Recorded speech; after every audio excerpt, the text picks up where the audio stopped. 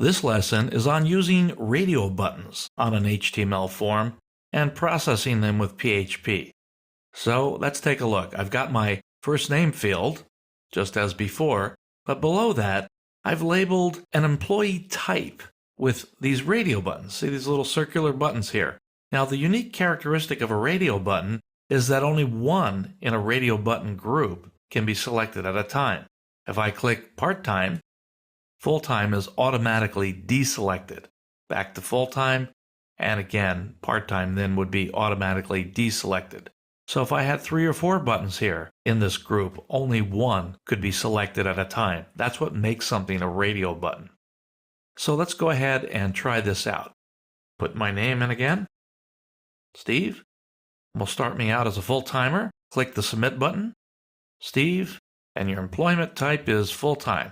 I'm going to go back, click part-time, submit it, and now you can see my employment status is part-time.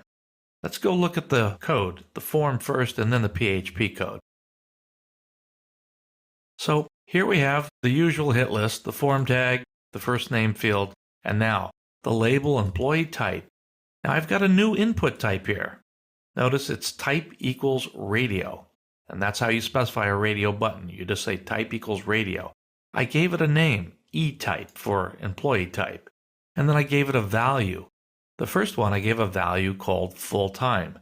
That's not what displays. What displays is over here to the right of the tag. Now I happen to use the same words, but I didn't have to. I could have put full-time and put a space between the L and the T and made it 2 words. Doesn't really matter. But I have to have a value and I have to have something to display to the user so they know what it is they're checking. Also, I'd like you to notice in this first one, the full-time, I've got checked equals checked. Again, kind of a redundant way to specify something, but it is the current XHTML standard to do it that way. That would ensure that the very first time I open the form, that full-time was the one checked by default. Now let's go down and look at the part-time button. Part-time, the user sees that, value part-time, but look at the name. I've named it exactly the same as I named the full-time one. They're both named E-type.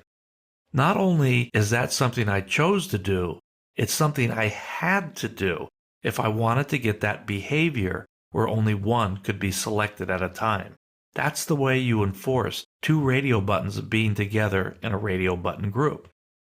If I had 6 radio buttons, I would name them all E-type if I had different types like that.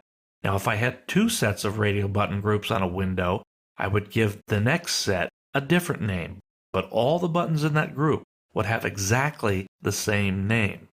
The way we're going to know which one was selected is by this value, full-time, part-time, and you'll see how this is done in PHP. So let's go look at the code.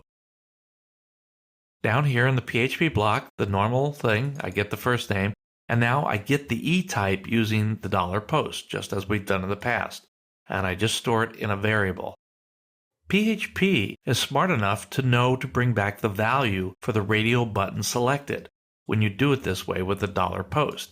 It puts the value in here, so that's either going to be full-time or part-time.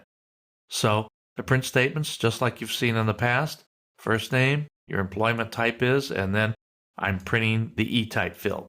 And we saw that it worked. It was either full-time or part-time.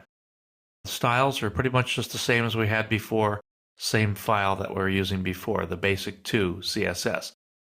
Other than that, that's pretty much it for radio buttons.